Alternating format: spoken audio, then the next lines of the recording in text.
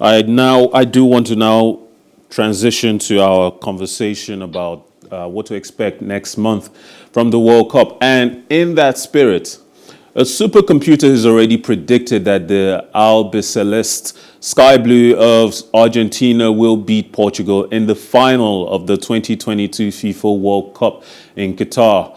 According to the theory by BCA, Lionel Messi-led Argentina will defeat Cristiano Ronaldo's Portugal in the Qatar 2022 final match on penalties. The prediction was based on the players' statistics from the EA Sport FIFA 2023 game. It also sampled 192 group stage games and 64 knockout rounds played from the last four FIFA World Cup tournaments. The 2022 FIFA World Cup will start on November 20th, and the final match will be on December 18th. Argentina are in Group C of the 2022 FIFA World Cup alongside Poland, Mexico, and Saudi Arabia, while Portugal are in Group H with Uruguay, Ghana, and South Korea. The Argentinians won Argentina 78 and Mexico 86 World Cups, while Portugal came third in England 66 and emerged fourth in Germany 2006. We did take the liberty of taking to the streets and asking our fellow citizens what they feel is at stake for this World Cup. We asked them on this particular question, Messi or Ronaldo, who can win the competition? Let's take a look at that. Because I think they have a lot of players, like good players. My favorite country, I love France. France, when it comes to World Cup, they are a most strongest on the World Cup. When you see them, when you look at the performance, at the beginning, you notice that they won't play well, but at the end of the day, you see their performance. Maybe when they get to the quarterfinal, round of 16, quarterfinal, and semi-final, you know very well that for me, I believe in France. Final. I see France. Either France or England again.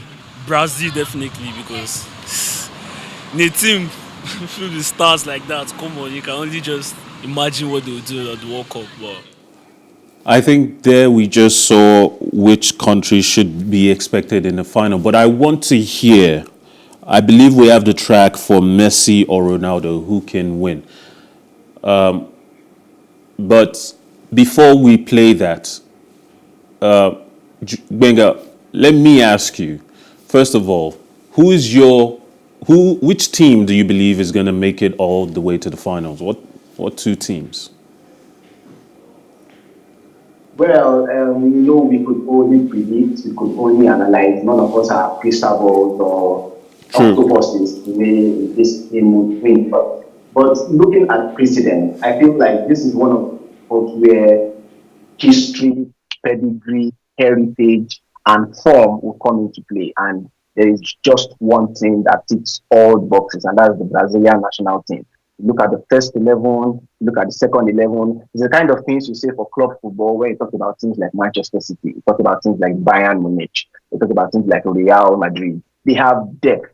Look at the goalkeepers, both first choice and second choice are on the top of their games, talking about Liverpool and Manchester City with Alisson and Ederson. Look at the array of defenders. Rafael Varane of Manchester United is currently injured. He's not sure he will go for the World Cup. And there you go, you see Chiche not even flinch a bit because he knows he has options. He has Thiago Silva for Chelsea. He has this guy for PSG, Marquinhos, and a lot of other array of players. Go to the midfield, they have Vitinha, go up front. Sometimes they even play with 4 strikers to show that the coach doesn't even know who to bench. So for Brazil, yeah, people talk about Messi and Argentina, people talk about Portugal, people talk about Belgium and the rest of it. But currently, who's the best team in the world? Brazil. And who's won the most World Cups ever? Brazil. Talk about the first time they are having this core of quality when it comes to players since the time of Ronaldinho and Ronaldo de Lima. We talk about Neymar, we talk about Vinicius Junior. So Brazil just ticks all the boxes for me. I think the Messi Ronaldo talk just comes from having talking points, having headlines, having clickbaits. But the major favorites for Qatar 2022, I think, is Brazil. France. Your estimations, it sounded like you were going to mention France as the potential other team that might face Brazil in the final. They are recent World Cup winners, and they do have a wealth of depth as well. Deschamps has managed this team long enough, coached them long enough that they're familiar with each other. Of course, they're going to be missing Pogba, they're going to be missing Kante, but they still have a wealth of midfielders like Tchouaméni from Real Madrid. They still have the likes of Kondogbia from Atletico Madrid. The midfield is saturated. The players on the wing, plenty of attackers. Kylian Mbappe, Benzema just won the Ballon d'Or. Griezmann is back on form for Atletico Madrid. So many options there. Should these two teams meet in the final, you're still saying Brazil have more depth and more quality, that they will win the competition? So, yeah, on paper, France also have depth. But like you rightly mentioned, they are also suffering injuries. I don't think the absence of Kante and Pogba paints the entire picture of the number of players they have out on injury. Let's talk all about the ingenuity of Mbappe, the rise of Giroud in AC Milan, Benzema just winning the Ballon d'Or, Griezmann getting signed permanently at Atletico Madrid, and also Hugo Lloris, who I feel is still struggling with Tottenham Hotspur when it comes to the club side. So generally, France have more headache to resolve than the Brazilian national team. So yeah, they are the defending champions. They won it in 2018, but we've seen defending champions not even get out of the group stage. It happened to Germany. It happened to Spain. So who is to say it won't happen to France again? And take nothing away from France. I think they are one of the best sides currently in world football. But when it comes to their counterparts like Argentina, I don't even think they would beat Argentina when they meet. I don't think they would get one over Belgium that easily when they meet. But talk about Brazil. Brazil has an edge going into Qatar. Want to revisit the Messi or Ronaldo debate? Who can win the tournament? This is most likely going to be the last tournament for Ronaldo. Messi has already announced that this will be his last World Cup. Their ages make it impossible for them to be around for the next one and playing at the top level. I hope we have the track. Let's get to that. I feel Argentina has a chance. To me, though, because they have been playing well recently. Messi's on very, very, very good form. So, to me, maybe being a Messi fan is part of it, but I'm actually supporting Argentina for this World Cup. Actually, Messi. I prefer Messi will win the World Cup based on the performances. So, Yes, it's Argentina. Actually, Ronaldo or Messi, I can't see any of them going to even. I can even say round of 16. I can't even see any of them going there. No, for me, I don't see Argentina or Portugal going to any close to the final, not even the semi-final. Because in football nowadays, when you look at the performance of the most country, you notice that football is really changed. Football is not about like before when you see maybe a big player, maybe a big players in the same team. Don't think of maybe they will win the World Cup. No. You know, a World Cup is just like it's a challenge for every country. Most of the countries that you don't even believe, they might come out strongly and win the World Cup. And I don't sure it can possible. Because those two players, their team is not too really strong like that. which country? Well, as you saw there, a lot of people who think it's possible for one of these, between Portugal and Argentina, to get to the finals and win the competition. Most of them think it will be Messi's Argentina, while the rest mostly believe neither will make it all the way to the final. But I do want to point out that these are the two biggest legends in the game right now, and possibly the two greatest players to have ever laced up boots and stepped onto the pitch of play. And even though Ronaldo has had struggles this season with Manchester United, with the familiar grounds of Portugal, the familiar players, the familiar setup of Portugal around him, I think one should expect that his ability to score goals when chances are presented to him will overcome any struggles he has had at Manchester United. And as for Messi, he's having a brilliant season right now with PSG, far better than the first season at Paris. And I think it would be ridiculous to count them out completely. That's not to say that their teams are potential favorites. I want to return to you, Gbenga, on this particular question. Messi, Ronaldo, might they have one more moment, one more period of excellence and brilliance in them that could potentially seal their legacy in the sport, in this competition? So one aspect of football that is usually interesting is, despite your individual ability and ingenuity and legendary status, football is still a team sport, right? How many times in the history of the World Cup, this is the 22nd edition of the World Cup, how many times in the history of the World Cup has the winner been decided based on a one-man solo run? You can only pick maybe Maradona in the 1984 times with Argentina. You could pick maybe Zidane with France. How many times did Ronaldo de Lima influence Brazil winning the World Cup? So, despite Ronaldo and Messi being top players, I really don't see their status influencing the game. I see their status influencing their individual performance. Look at Euro 2020. Ronaldo was joint top scorer with the Czech, with Patrick Schick, yes, the Czech forward. But Portugal didn't go anywhere in the Euros. They didn't even make it to the semi-finals. But Ronaldo scored like 5 goals, right? We've seen players score a lot of goals in the competition, and their team don't even make it out of the group stage. So sometimes you could do well up front and you could still falter behind. Yes, Ronaldo and Messi are going into their 5th World Cup respectively since 2006.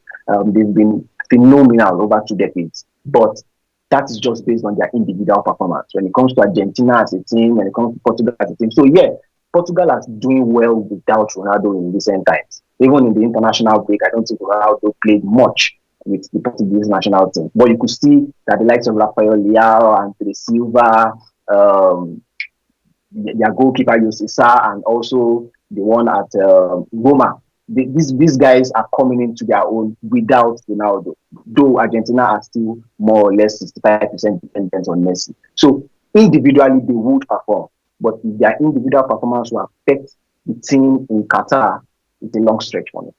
It would be quite something if that supercomputer does turn out to be right, and both Argentina and Portugal make it all the way to the finals.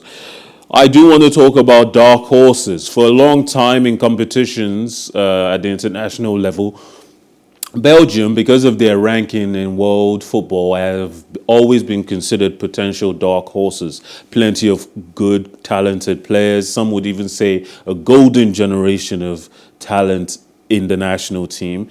Yet they've never quite lived up to it. With Belgium now being less dependent on Eden Hazard, with Kevin De Bruyne being older than he was when he first broke onto this national scene and established himself as the dominant midfielder in the national side. What other team might we look to as potential dark horses that could upset France, an Argentina, Brazil, and even make it all the way to the finals and maybe even win the competition in its entirety? Wenger? Well, it would have been Italy if they qualified, but they didn't qualify. So at the moment, I just see England. I just see England. You see, one thing with Belgium is over the years, in fact, since the turn of the 2000s, they've always been top, second, or third in terms of world ranking, but they've never won the World Cup in this span. So it takes me back to my conversation about individual performances affecting the team. For Belgium, they just aspire to perspire. They really don't go the distance when it matters the most, right? They are just these motivational speakers who just try to be logical and intelligent. And when they get to the exam or they don't get an A. You see, for Belgium, they, this is another time where how many players in Belgium are flying high in their club? Lukaku is struggling with Inter Milan. Um, Only Kevin De Bruyne, yes, still magnificent for Manchester City. But do you hear anything about Batshuayi? Eden Hazard is like a shadow of himself. But Eden Hazard is the captain of this Belgian side and he's the one who's going to lead them. So at the end of the day, you look left, you look right, you look below, you look ahead, you look at the coach, and you don't even see any form of confidence to stand against the big boys. And look at the world ranking, they are number two, the second best in the world, and it still doesn't affect their game. Last time in 2018, they got to the quarterfinals and they lost to England, right? England of all things. Can England stand alongside Argentina and Brazil? And these are the teams that we are putting forward as favorites for the World Cup. So for Belgium, it's just the more you look, the less you see. Back to your pick of England. It's true Gareth Southgate has a wealth of options, so many options, especially in the midfield and forward areas with Bukayo Saka, Jack Grealish, Mount, Phil Foden, Sterling, Rashford is back in form. The midfield is obviously we know Bellingham is going to feature. We know Declan Rice is going to be featured heavily. These two players might never get dropped from the starting 11. But when you pit these teams on paper against the likes of France, when you pit the tactical new knowledge of Gareth Southgate against someone like Deschamps, I don't see that matchup going in England's favor. But we are talking about dark horses. So where do you think they might be able to call up some strength, some surprise that could put them ahead of the big boys, the Brazils, the France? So I think now, away from the banter and away from popular opinion, England or the English Football Federation aren't giving enough kudos for what they do in the world of football. From the domestic front to the national front to the international front, to women's football to age grade football. I mean, their youth team just won the World Cup. Their women's team just won the World Cup. Like the men's team got to the final of the Euros. The men's team were in the semi-finals of the 2018 World Cup, and we still always rate them low. So they wouldn't give us the Ronaldo de Limas of this world. They wouldn't give us the Messis or the Neymars of this world. But one thing that I've always stood for England is their coordination as a squad. Since the time of Rooney, since the time of Gerrard, Lampard, Scholes, they've always had a team that works as a unit. Now, injury may not do them so well because they have less options when it comes to fullbacks, which is looking like their most important arsenal or weapon when they go into games. Now they have the likes of James, Walker, Kyle Walker-Peters, all down with injury, looking if they might come back or they might not come back. Maguire is getting stoned and bantered left, right, and center. Their goalkeeper, in fact, we don't know who should start. They have an array of goalkeepers. Harry Kane is not yet hitting maximum form yet, but generally, you hardly pick a single player that makes a difference for England. They always come out as a unit. James Maddison, wonderful for Leicester City. Mason Mount, wonderful for Chelsea. Bukayo Saka, who won the England Player of the Year, wonderful for Arsenal. And all these players know how to come together as a unit. So, regardless of how much we rate them, they are currently number 5 in the world, number 3 in Europe. They will still get there. They will get less than semi-final, except something drastic happens. I see England going to this stance, and it only comes to that mental block. That can we go beyond this? Once they can hit that and stick to their core values, England should actually get to the semi-finals or even the final if other teams don't take caution. One major thing that's going to be a factor, I believe will be a factor, and I think as analysts, we should think about this seriously. The climate is going to be hotter than most teams have ever played in. In fact, the South Americans are more used to such temperate climates than the Europeans. And even though we're going to be playing in the winter, for the sake of alleviating the peak temperatures that can exist in Qatar, this is still going to be a hot World Cup. I want to take a look at what our citizens had to say about how much of an impact climate will play. Will the climate affect the players, and how significant will that? I know that's true. How significant will that play out on who ends up in the finals, who wins what games, and who do we end up with as world champion? Yeah, I know that should affect a little bit, but they are professional football players. I think they should be ready to play any weather, any condition, and Actually, it can make an impact. It will affect the players. Based on there are some players that are not used to hot weathers. It can affect some of the players. Heat, yeah, it will affect some countries that do really they on the snow places like the country like that, and I believe Ghana is not that much of that snow place or that cold place, so I think Ghana can also do better again. Like I said earlier, we as in Africa, we have been in hot before. We are used to. I don't think going there now is going to be a new thing for us. Now their job now. If we don't master them, it's their job now. Maybe it's just 90 million on the pitch. So what's the problem with the it? They don't have any problem with it. If you remember very well, the 2010 World Cup in South Africa, teams, commentators, everyone was talking about how hot it was going to be. Teams actually went through special training camps to prepare for it. And in the last year or so, the heat wave across Europe has mandated even water breaks during football matches, which used to never be a thing we considered, because a lot of traditionalists always wanted the game to never stop until halftime, until full time. And now we're playing this game in Qatar. How important do you think the climate will play a factor in terms of who wins the competition? So I like to mention 2010 as an example, but guess what? An European team won it in 2010, Spain. So that should say that it didn't affect them. 2018, it was also hot in Russia. I think it was reported around 26 degrees centigrade, that's around 76 degrees Fahrenheit, dropping down to 21 degrees centigrade, which is around 70 degrees Fahrenheit. You would know how hot that is if you boil water to that temperature and pour it on yourself. So it was really, really hot in Russia.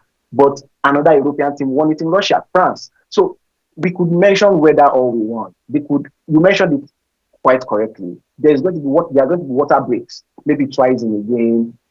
During halftime, they will have their bath for coming out for the second half. One of the fans rightly said, they are professionals, right? So not saying that they are robots, but they are professionals. When it comes to continental games, the FIFA Club World Cup, these guys go round. When Chelsea played the FIFA Club World Cup final against Palmeiras in January, they went to the Middle East. It was hot, and Chelsea won the game. So weather would come, weather would go. We are all humans, but it shouldn't be a yardstick to determine who goes further in Qatar. While it's true that the 2010 World Cup took place in South Africa and a European team won it, the Heat, if the Heat did play as big a factor as some people are claiming it's going to, it would be perhaps an African team would have won the World Cup in 2010. Exactly. But I do want to point out that Spain won the World Cup in 2010. France won the World Cup in 2018. In these two European teams, you have Spain, who are an Iberian team, and in the Iberian Peninsula, it can get quite hot. The French national team is made up of so many Africans by descent. And, melanin is a significant protection against heat. So when we talk about the Qatar 2022, does that mean we should potentially be expecting that it's going to be one of the Europeans or maybe one of the South American teams that are more used to these climates than, say, England, who are more used to cold weather? Okay, so in 2014, the World Cup was held in Brazil. Brazil is not particularly a cold country. In fact, it is known for beach and the Mediterranean and Caribbean and the Samba and the rest of it. An European team won it again. Germany, would you say because the German national teams are used to a certain kind of hot weather? So we could pick out what type of weather, in what type of climate, and what type of season. But at the end of the day, the teams who come out tops in these competitions are teams who answer your questions on the pitch of play, not the teams who have more tenacity or more physicality to survive the weather. And if it was so, France would have gone the distance in 2010. They would have gone the distance in 2014. We would have been seeing these same teams go the distance every single year. But it doesn't work that way, right? The World Cups Brazil won, the 5 times they won it. The places they went to, you couldn't say the weather favored them all round. So weather can be talked about when it comes to the fans, when it comes to those who are not really running around and staying in one place. Yeah, but for the players, I struggle to see how weather would influence the game. Thank you, Benga, for joining us on the show this morning. It's been a pleasure having you help dissect how this World Cup might turn out. Like you said before, we're just analysts, observers, and we can't really predict what exactly will happen. Brazil. Brazil. All right. Have a nice day, Gwenga. Thanks again. Now, at home, you might be surprised that certain kinds of sports exist in the world. But every now and then, these sports come up and you're just like, this is new, this is different. And I probably won't be caught dead getting involved in this sport, but it can still be interesting to watch. Away from the excitement of the most popular sport of football, there is Team Australia, who are carving their names in the history books with a 3rd consecutive win at the Timber Sports Team World Championship on Friday, October 28th in Gothenburg, Sweden. In the final, Team USA were left stumped by the Choperos, unable to match the dominant Australian performance across the 4 disciplines: stock saw, single buck, underhand chop, and standing block chop. With that, the team in green and gold claimed their 7th overall title. New Zealand took 3rd place with a win in the small final over Canada. Overall, 20 nations competed in the team event in front of a crowd of 2,500 people as the event returned after a 2-year absence. The individual event will take place today, October 29th. I leave you with this.